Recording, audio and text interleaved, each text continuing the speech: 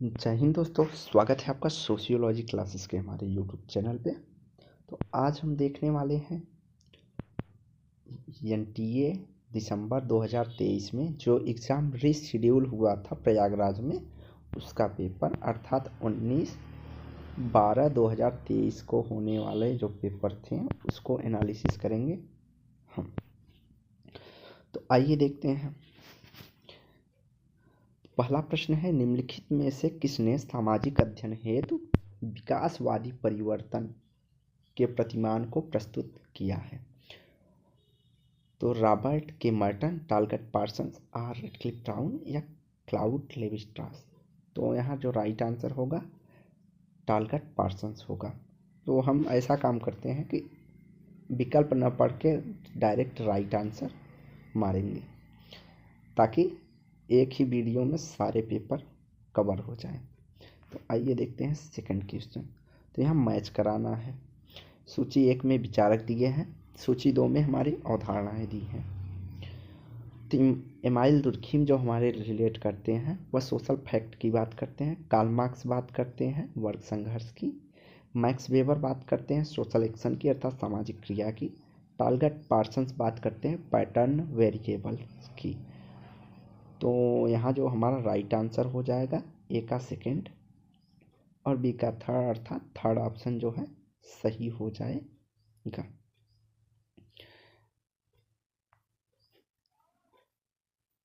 अगला प्रश्न है, निम्नलिखित में से किसने कहा कि समाज एवं व्यक्ति पृथक परिघटना के अर्थ नहीं होते हैं बल्कि वे सामान्यतः समान घटनाओं के सामूहिक और वितरणशील पक्ष अर्थात पहलू हैं? तो किसने कहा समाज और व्यक्ति अलग अलग नहीं होते हैं, सामान्यतः एक ही घटना के एक सामूहिक और वितरणशील जो है पक्ष होते हैं। तो यह राइट आंसर हो जाएगा। चार्ल्स कुले का मानना है कि समाज एवं व्यक्ति पृथक परिघटना नहीं है, समाज से व्यक्ति से ही समाज का निर्माण होता है। अगला है, पार्सन्स के अनुसार निम्नलिखित में से कौन सी सामाजिक व्यवस्था पद्धति की प्रकार्यात्मक पूर्व अपेक्षाएं हैं? तो सामाजिक व्यवस्था को अवश्य ही संरचनाबद्ध होना चाहिए, सही है। सामाजिक व्यवस्था को अन्य प्रणालियों से अपेक्षित समर्थन अर्थात सहयोग होना चाहिए, यह भी सही है। व्यवस्था में अवश्य रूप से सदस्यों से प्राप्त सहभागिता होनी चाहिए, अर्थात प्रत्येक सदस्य जो है अपनी सहभागिता प्रदान करें, यह भी सही है। किसी भी सामाजिक व्यवस्था को बनाए रखने के लिए एक भाषा की आवश्यकता होती है, यह भी स्टेटमेंट सही है कि इंटरेक्शन करने के लिए भाषा बहुत जरूरी प्रक्रिया होती है सामाजिक व्यवस्था के लिए। और सामाजिक व्यवस्था में इन कर्ताओं की आवश्यकताओं अच्छे अनुपात में पूरी होनी चाहिए, ये भी सही है कि एक निश्चित अनुपात में व्यक्तियों की आवश्यकताएं जब पूर्ति होती रहें तो सामाजिक व्यवस्था में अनुकूलन बना रहता है, सामाजिक व्यवस्था सुचारू रूप से चलती रहती है। तो यहाँ जो पांचों स्टेटमेंट है सभी सही हैं। तो राइट आंसर हमारा हो जाएगा थर्ड, ABCD।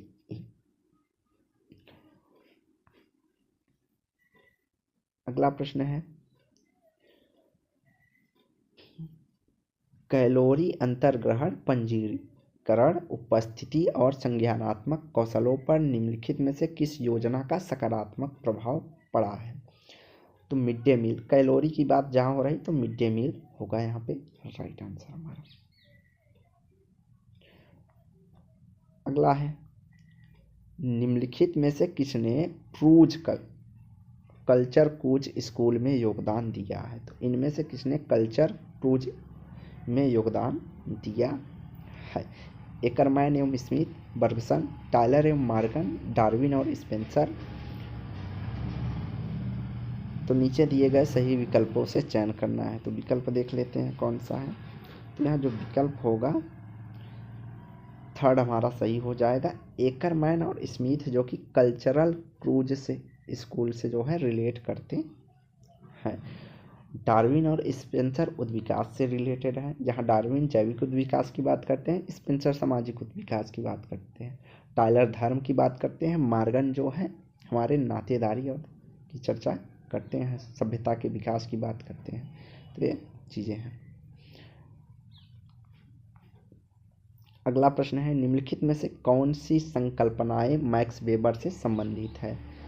वरस्टियन मैक्स वेबर की अवधारणा है, सत्ता एवं प्राधिकरण की बात करते हैं, आदर्श प्रारूप की बात करते हैं, जबकि सोशल फैक्ट हमारा किससे रिलेट करता है? दुर्खीम से।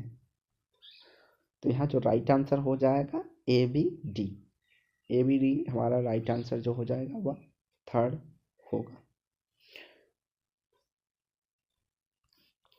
अगला है, निम्नलिखित में से कौन सी लेवी स्ट्रास की कृति नहीं है? रा एंड कुक लेवी स्ट्रास की है, डिस्ट्रेस एंड ट्रॉपिक्स भी लेवी स्ट्रास से संबंधित है, द स्ट्रक्चरल एंथ्रोपोलॉजी इनकी प्रमुख पुस्तकों में गिनी जाती है, जबकि structure and function in primitive society किसकी है? ब्राउन की। तो यहाँ राइट आंसर हमारा हो जाएगा ब्राउन।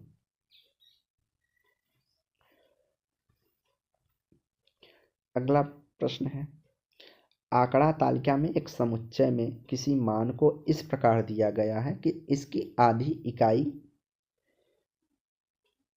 इससे अधिक अर्थात ऊपर है और आधी नीचे है, अर्थात बीच में कोई चीज़ है, आंकड़ा है, तो उसके आधा जो ऊपर है और आधा नीचे है, तो बीच वाले पॉइंट को क्या कहा जाएगा? बहुलक, माध्यिका, माध्य या ज्यामिति। तो बीच वाले पॉइंट को हम माध्यिका कहते हैं। तो सेकंड हमारा सही हो जाएगा। अगला प्रश्न है, हर्बर्ट स्पेंसर ने समाज के उद्विकासवादी वर्गीकरण को प्रस्तुत किया है, विकास के चरणों का सही क्रम बताइए। तो यहाँ पे सही क्रम बताना है हर्बर्ट स्पेंसर का। तो हर्बर्ट स्पेंसर पहले नंबर पे साधारण समाज की बात करते हैं, तो जहाँ पर बी नहीं है उसको निगलेक्ट कर देते हैं। दूसरे नंबर पर इन्होंने संयुक्त समाज की बात की है, तो दूसरे नंबर पे जहाँ सी नहीं है उसको भी हटा देते हैं। तीसरे नंबर पे जो आएगा वह हमारा दोहरा संयुक्त समाज आएगा, अर्थात बी सी ए और डी, अर्थात थर्ड ऑप्शन हमारा सही हो जाएगा। और लास्ट में हमारा तिहरा संयुक्त समाज आएगा। तो पहले इन्होंने बताया है साधारण समाज की बात करते हैं, फिर संयुक्त समाज की बात करते हैं, साधारण समाज की बात करते हैं, संयुक्त समाज की बात करते हैं, फिर हमारा दोहरा संयुक्त समाज की बात करते हैं, डबल कंपाउंड सोसाइटी की बात करते हैं, इसके बाद तिहरा संयुक्त समाज की चर्चा इन्होंने की, अर्थात बी सी ए टी हमारा सही हो जाएगा।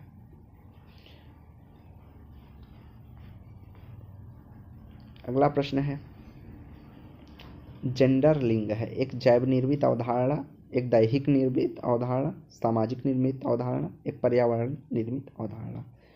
तो जेंडर की बात जो होती है वह सामाजिक निर्मित होता है, जबकि सेक्स की जो बात होती है वह जैविक निर्मित अवधारणा होती है। अगला है, एंथनी गिडिंग्स के अतिवादी आधुनिकता की अवधारणा के लक्षण हैं। तो यहाँ पूछा है अतिवादी अवधारणा के लक्षण हैं।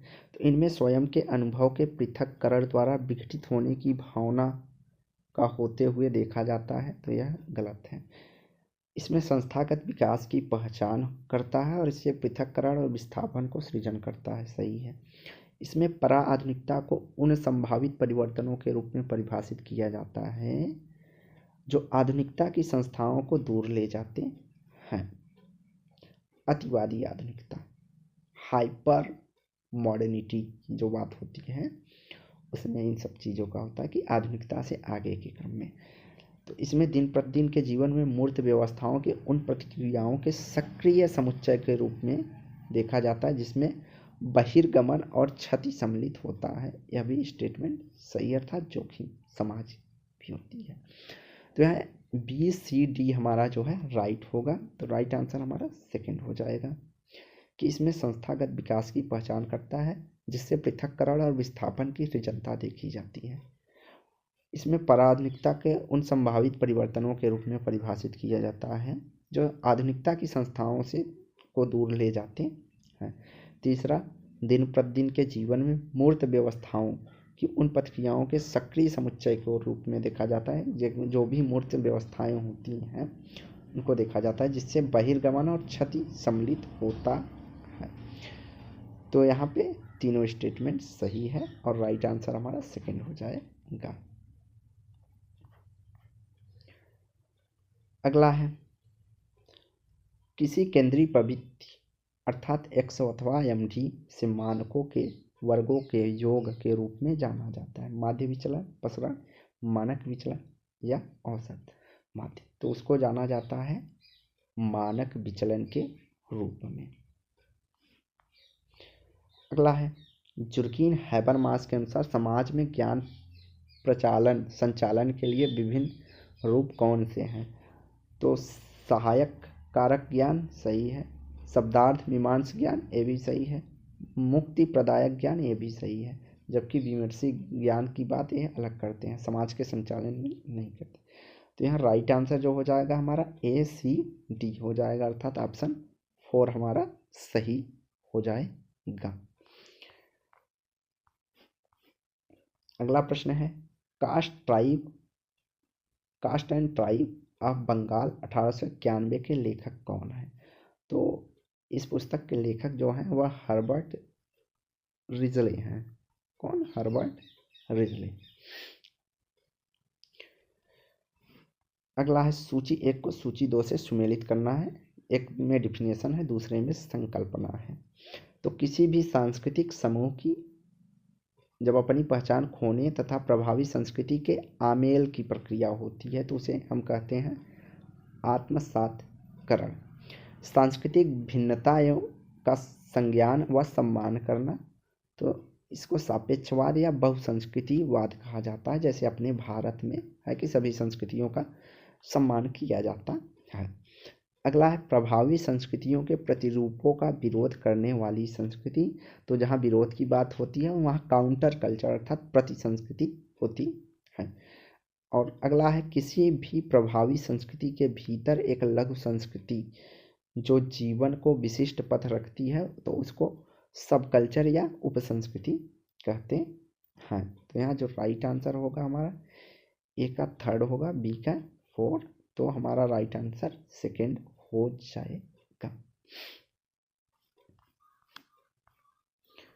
अगला प्रश्न है कि ऐतिहासिक समाजशास्त्री पद्धति से क्या रिलेट करता है? सामाजिक संस्थाओं के उद्भव की समस्याओं से सही है। समग्र मानवीय इतिहास काल से यह भी संपूर्ण इतिहास से होता है। किसी विशेष संस्था के संपूर्ण विकास से यह भी रिलेट करता है ऐतिहासिक समाजशास्त्री पद्धति से। किसी समय विशेष पर सामाजिक घटनाओं के विवरण से तो यह नहीं होगा। तो यहाँ राइट आंसर हमारा A, B और C होगा। तो राइट आंसर हमारा 2nd हो जाएगा। अगला है,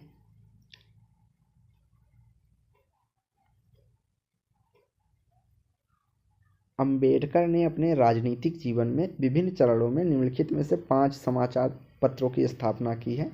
तो उनका सही क्रम क्या है या क्रम का उत्तर क्या है? तो सर्वप्रथम उन्होंने जो अपनी प्रकाशित की थी समाचार पत्र, उसमें मूक नायक था जिसका इन्होंने स्थापना की थी। उसके बाद इन्होंने बहिष्कृत भारत नामक एक पत्रिका की समाचार पत्र की स्थापना की। देन समता, फिर जनता, लास्ट में इन्होंने प्रबुद्ध भारत की चर्चा की, अर्थात ये सभी क्रम में है। तो यहाँ राइट आंसर हमारा 3rd हो जाएगा। मूकनायक, बहिष्कृत भारत, समता, जनता। तो मोस्ट इम्पॉर्टेंट क्वेश्चन है, इसको लिख लेंगे काहे कि एक आपको जल्दी जहाँ भी हम अम्बेडकर को पढ़ेंगे सोशियोलॉजी में जो भी चैप्टर, उसमें जल्दी ये चीज़ें दी नहीं रहती है।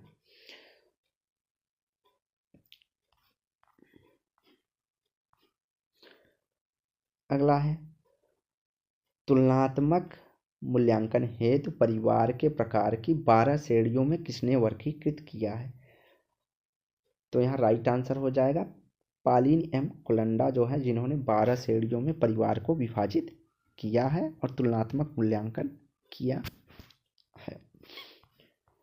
अगला प्रश्न है, जुर्गीन हैबरमास के सार्वजनिक क्षेत्र की संकल्पना के बारे में निम्न में से कौन से सही हैं?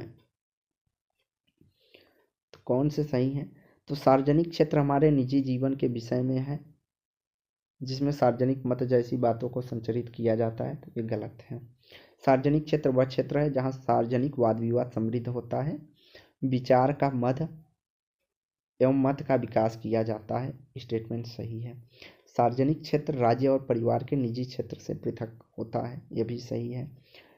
सार्वजनिक क्षेत्र आजकल जन संचार में विलुप्त समाप्त हो रहा है, यह भी सही है जुर्गीन हैबरमास के अकॉर्डिंग। तो यहाँ राइट आंसर जो होगा हमारा BCD हो जाएगा।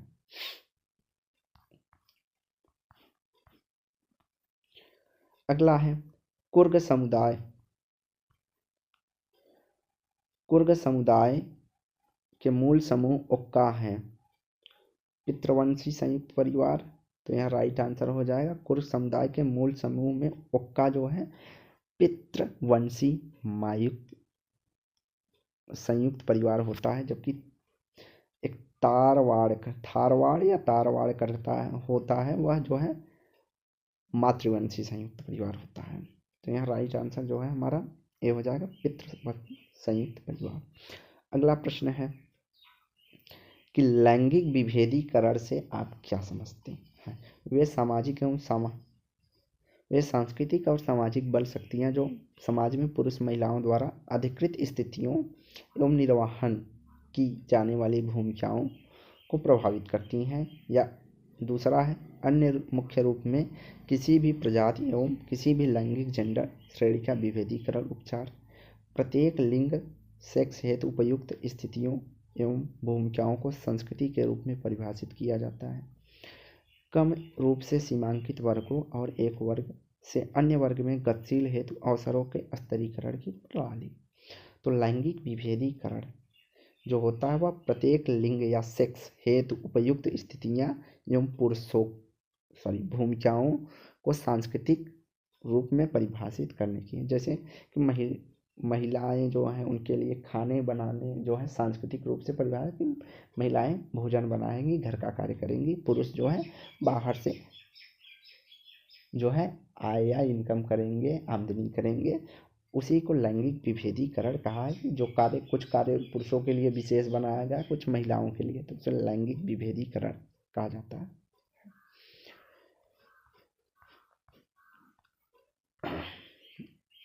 अगला है वह रणनीति जिससे मनुष्य अपने वातावरण को अंगीकृत करते हैं उसे कहते हैं।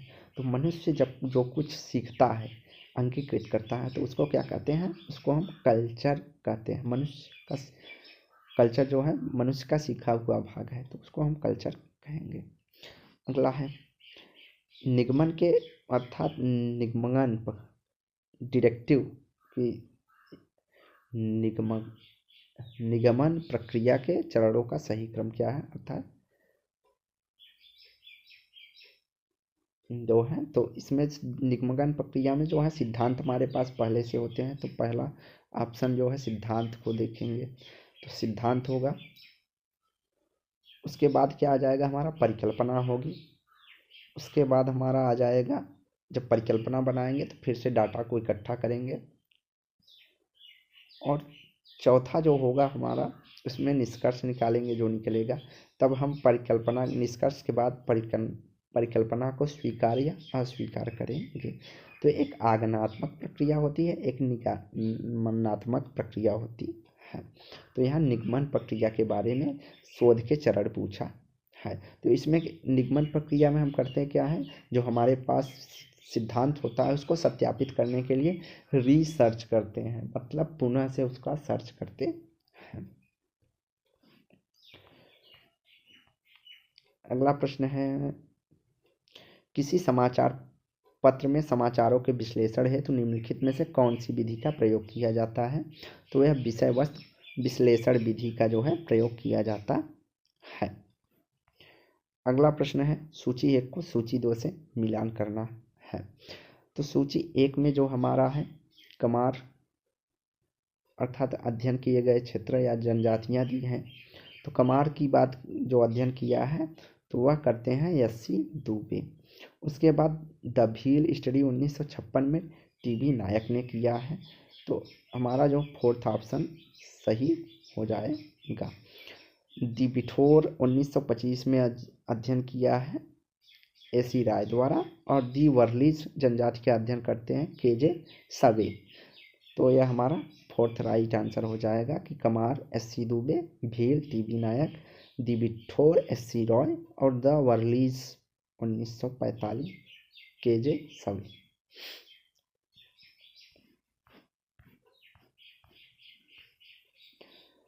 अगला भी प्रश्न जो है सुमेलित करने के लिए दिया गया है। तो सिख रोल की बात करते हैं हमारे टालगट पार्सन्स। तो यहाँ एक ही ऑप्शन से हमारा जो है सही हो जाता है, ऑप्शन 4। इनोमी की बात करते हैं दुर्खीम। मिडिल रेंज थियरी की बात करते हैं मर्टन। लुकिंग ग्लास सेल की बात करते हैं चार्ल्स कूले। तो ऑप्शन हमारा 4 सही हो जाएगा। अगला प्रश्न है निम्नलिखित में से कौन सी कृति इरविन गॉफमैन से संबंधित नहीं है। तो संबंधित नहीं है तो इंटरएक्शनल रिचुअल गॉफमैन की है। Behaviour in public places Goffman की है। फ्रेम एनालिसिस गॉफमैन की है। Phenomenology of the social world यह गॉफमैन की पुस्तक नहीं है। तो यहाँ राइट आंसर हमारा हो जाएगा 4।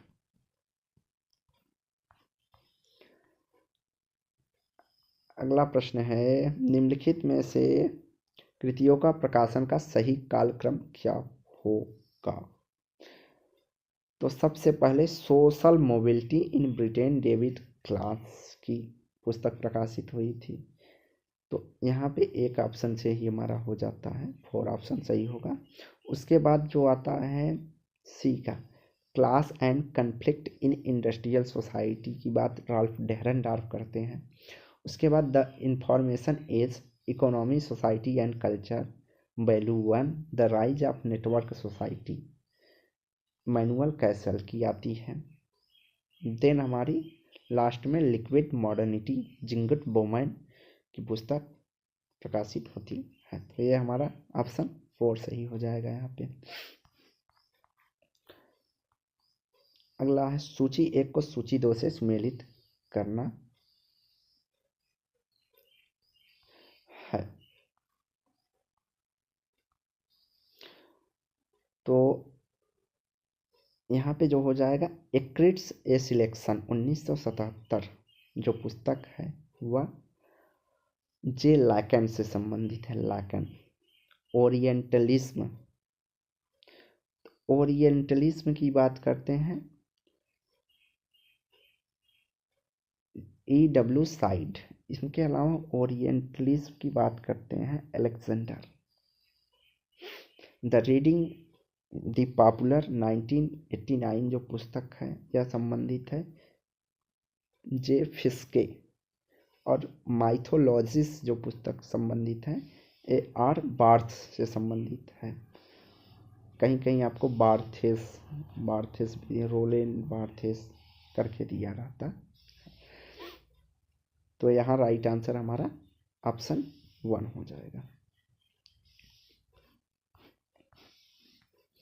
अगला प्रश्न है सूची 1 को सूची 2 के साथ सुमेलित करना है दिए गए कूटों के अनुसार।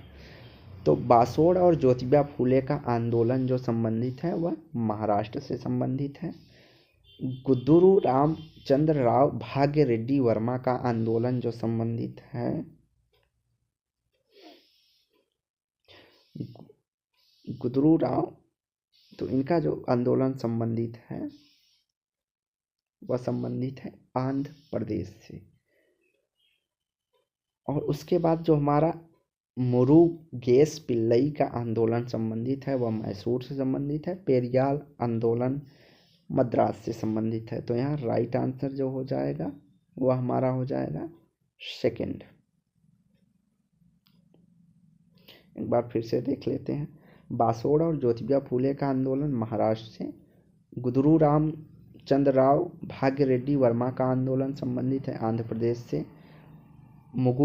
मुरुगेश पिल्लई का आंदोलन मैसूर से संबंधित है और पेरियार आंदोलन मद्रास से संबंधित है।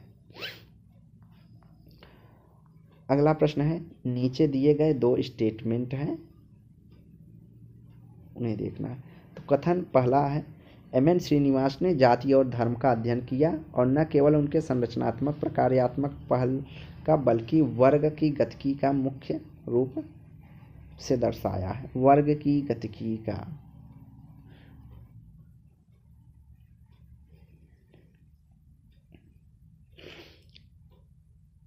और उन्होंने अंतरजातीय संबंधों के वास्तविकताओं को समझने के लिए प्रभावी जाति संस्कृतिकरण, पाश्चात्यकरण, धर्मनिरपेक्षीकरण और अवधारणात्मक साधनों का प्रस्ताव दिया है। तो यह स्टेटमेंट सही है। और पहला जो है, उन्होंने संरचनात्मक प्रकार्यात्मक में बदलाव की नहीं बात की है, उन्होंने संस्कृति में बदलाव की बात, कल्चरल गतिकी की बात की है। तो इसलिए यह गलत है।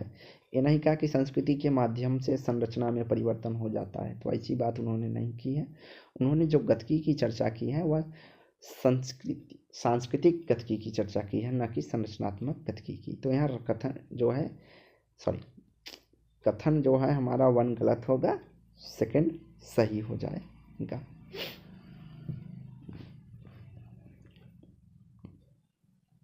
अगला प्रश्न है, समाज का वैयक्तिक अध्ययन पद्धति को किसने प्रारंभ किया है समाज विज्ञान में? तो इसका राइट आंसर फ्रेडरिक लिपले होगा। अगला प्रश्न है, किसके अनुसार आदिम कला वस्तुओं उत्पादों के प्रयोग निजी अधिकार वाले स्थल को सजाने और मृतक संस्कार समारोह हेतु स्मारकों के निर्माण करने संबंधी धर्मानुष्ठानों में किए जाते हैं? तो यहाँ जो राइट आंसर हो जाएंगे, लीच का मानना है कि आदिम की कला वस्तुएं जो हैं, जो उत्पाद हैं, आज के समय में वर्तमान में निजी लोग अपने घरों, निजी अधिकार वाले स्थलों पे सजाने के लिए करते हैं, और कुछ का जो है मृतक संस्कार में प्रयोग किया जाता है, कुछ का स्मारकों में निर्माण हेतु कि भाई यह जो है आदिम कला है तो इसके स्मारक का निर्माण किया जाता है। इस तरह से जो बताया है तो ये E.R. लीच ने बताया है। अगला प्रश्न है, उत्पादन के एशियाई प्राचीन सामंतवादी आधुनिक बुर्जुआ पद्धति को समाज में आर्थिक निर्माण के प्रगतिशील युग के रूप में किसने भी निर्दिष्ट किया जा सकता है? यह स्टेटमेंट किसका है? मैक्स वेबर, चार्ल्स सीमेन, रॉल्फ डेहरेंडार। तो यहाँ जो हमारा राइट आंसर होगा वह हो जाएगा, कार्ल मार्क्स ने समाज के आर्थिक विकास के आधार पर जो बताया, समाज के उत्पादन के साधनों के आधार पर विकास की चर्चा की है, इसको आर्थिक निर्धारणवाद भी कहते हैं। तो उसमें इन्होंने इन क्रमों की चर्चा की है। अगला है, नीचे दिए गए दो स्टेटमेंट हैं, इन्हें देखना है। तो धार्मिक विश्वास परिपत्र ईश्वरीय प्रकृतिक संबंधित होने के साथ ईश्वरीय सत्ता में निहित वस्तुओं तथा शक्तियों से संबंधित अवधारणाएं हैं, सही है। धार्मिक कर्मकांड सही और वह गलत क्या है इसकी व्याख्या करते हैं, ये भी सही है, लेकिन इसके साथ साथ अस्तित्व में रहना तथा घटित होना से संबंधित होता है।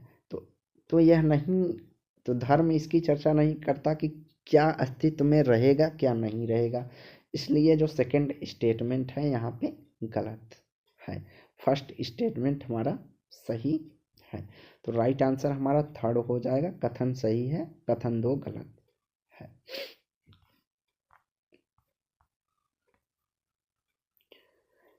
अगला है, उभरती प्रौद्योगिकी के नियमन से संबंधित पुस्तक the social control of technology के लेखक कौन है? तो सोशल कंट्रोल ऑफ टेक्नोलॉजी के लेखक है डेविड कोलेनक्रिच है। अगला प्रश्न है, निम्नलिखित में से किन समाज वैज्ञानिकों ने कृषक असंतोष का विश्लेषण किया है? कृषक असंतोष का विश्लेषण इनमें से किसने किया है? तो AR देसाई चर्चा करते हैं, कैथलीन गप्पी करते हैं, NG रंगा भी करते हैं और हमजा अलवी भी करते हैं। तो यहाँ पे श्रीनिवास जो है कृषक की चर्चा अपने अध्ययन में नहीं की है। तो यहाँ राइट आंसर जो हो जाएगा ABCD अर्थात हमारा थर्ड हो जाएगा। अगला प्रश्न है, स्टेटमेंट दिया है, पर्यावरणीय नारीवादी पितृसत्तावाद तथा औद्योगिकवाद दोनों से मुक्ति के आधार के रूप में प्रकृति के प्रति परम सम्मान सिद्धांत में विश्वास रखते हैं। सही है। पर्यावरणीय नारीवाद ऐसे प्राग ऐतिहासिक प्राकृतिक समाज के युग में लौटने की बात करते हैं जहां प्रकृति एवं संस्कृति के मध्य सामंजस्य पाया जाता है। तो यह भी स्टेटमेंट सही है। तो दोनों स्टेटमेंट यहाँ पे सही है, तो ऑप्शन ए हमारा सही हो जाएगा। अगला है, यहाँ पे मैच कराना है। तो परपजीव सैंपलिंग, परपजीव समय अर्थात उद्देश्य परक सैंपलिंग हमारी कहाँ देखी जाती है? तो नॉन प्रोबेबिलिटी सैंपलिंग, गैर संभावित सैंपलिंग में आती है। एक्सपीरियंस सर्वे, एक्सपीरियंस सर्वे जो आता है वह हमारा आता है एक्सप्लोरेटरी रिसर्च डिजाइन में अर्थात व्याख्यात्मक अनुसंधान में। रैंडम सैंपलिंग की बात जो होती है वह प्रोबेबिलिटी और सैंपलिंग अर्थात संभावित सैंपलिंग में होती है। बिफोर आफ्टर स्टडी अर्थात एक्सपेरिमेंटल में प्रयोगात्मक अनुसंधान में पहले ही स्टडी की जाती है। तो यह हमारा हो गया। तो यहाँ राइट आंसर जो हो जाएगा हमारा ए हो जाएगा। अगला है, एक शक्तिशाली नकारात्मक सामाजिक आपेक्ष जो व्यक्ति की स्वधारणा और सामाजिक पहचान को आमूल चूल बदल देता है कहलाता है विचलन, आपराधिक, विद्रोही, कलंक। तो यहाँ स्टिग्मा थियरी की बात कर रही हैं, जिसकी बात करते हैं गॉफमैन करते हैं, कोहेन करते हैं। तो स्टिग्मा मतलब कलंक थियरी की बात कई लोगों ने की है। तो उसको डिफाइन करता है जब हम किसी को किसी विशेष आपेक्ष या नकारात्मक रूप से बुलाते हैं तो वह धीरे धीरे हो जाता है। जैसे किसी के ऊपर चोरी का कलंक लग जाता है तो उसको चोरी या अपराधी कहते कहते वह लास्ट में आपराधिक प्रवृत्ति का व्यक्ति बन जाता है। तो उसकी बात कर रहे हैं यहाँ पे। सूची 1 को सूची 2 से सम्मिलित कीजिए दिए गए कूटों के अनुसार। तो सूची 1 को सूची 2 के साथ सम्मिलित कर रहे हैं। तो ideology and theory in Indian sociology. तो ये जो पुस्तक है ideology and theory in Indian sociology, ये योगेंद्र सिंह की है। तो यहाँ राइट आंसर हमारा 4 हो जाएगा। पर्सनैलिटी एंड सोशल साइंस की जो बात करते हैं वह DP मुखर्जी करते हैं। रूरल इंडिया इन ट्रांजिशन, यह जो पुस्तक है यह हमारा देसाई से संबंधित है। The structure of Hindu society की बात करते हैं MK बोस।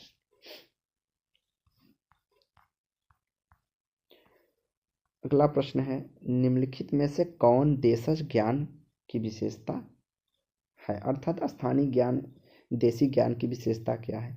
तो यह स्थानीय सांस्कृतिक परिवेश निहित होता है। सही है। प्रकृति और संस्कृति के मध्य भेद को समाप्त करता है, यह भी कथन सही है। तो यहाँ जो राइट आंसर हो जाएगा हमारा A और B हो जाएगा। अगला स्टेटमेंट है कि बाजार अनुसंधान के लिए किस प्रकार का साक्षात्कार सर्वाधिक उपयुक्त होगा? तो बाजार अनुसंधान के लिए किस प्रकार का साक्षात्कार सर्वाधिक उपयुक्त होगा? तो निर्देशित साक्षात्कार उपयोगी होगा अर्थात जो भी हमारी उद्देश्य है कि हमारा उद्देश्य है कि प्रोडक्ट को किस तरह से बढ़ाया जाए तो उसमें कुछ निर्देशित अपने उद्देश्य के साथ ही चलना होगा। तो निर्देशित साक्षात्कार सबसे सही होगा।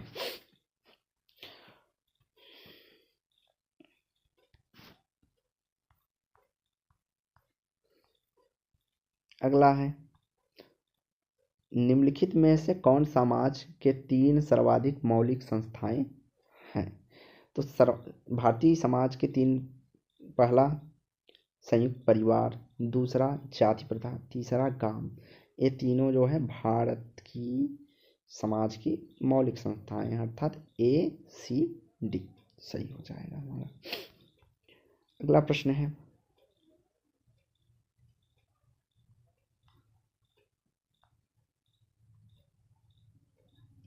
गुणात्मक आंकड़ों के संग्रह के प्रकारों में एक साक्षात्कार तब उपयोगी होता है जब प्रतिभागियों का प्रत्यक्ष तौर पर अवलोकन नहीं किया जा सकता।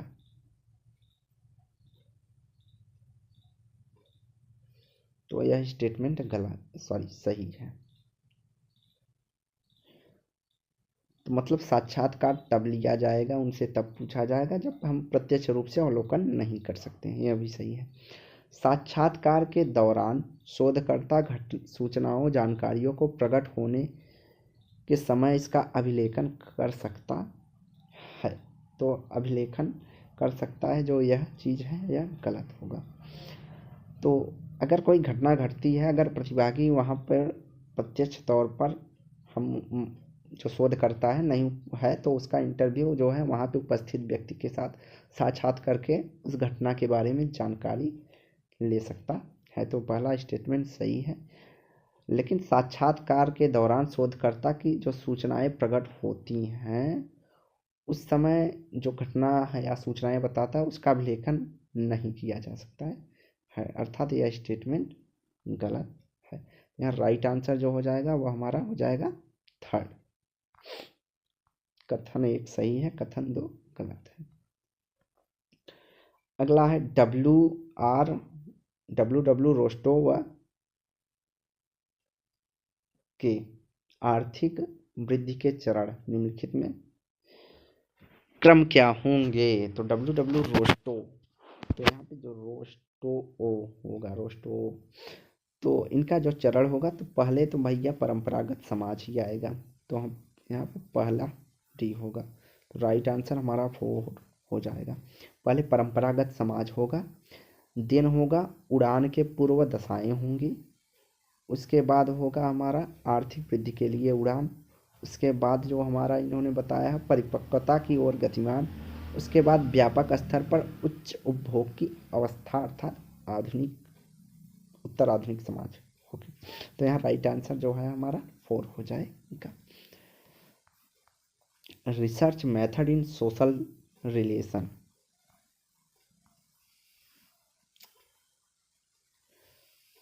तो research method in social relation नामक पुस्तक के लेखक कौन है? तो इसका राइट आंसर होगा मेरी जोहोदा, मार्टिन ड्यूइस और स्टुअर्ट डब्ल्यू कुक जो है research method in social relation पुस्तक के लेखक।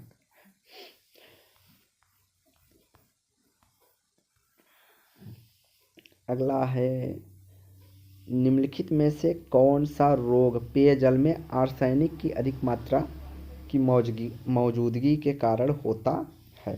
ब्लू बेबी सिंड्रोम, नाक नी सिंड्रोम, ब्लैक फुट रोग या दंत विकृति। तो आर्सेनिक जब होता है ज़्यादा तो उसमें ब्लैक फुट रोग होता है। ब्लैक फुट रोग होता है जैसे शरीर में चिकित्से पड़ने लगते हैं, तो वही होता है। तो आज का आखिरी प्रश्न देख लेते हैं, बाकी के प्रश्न नेक्स्ट भाग में देखेंगे। लोगों को एक समूह के रूप में संयुक्त परिवार वह है,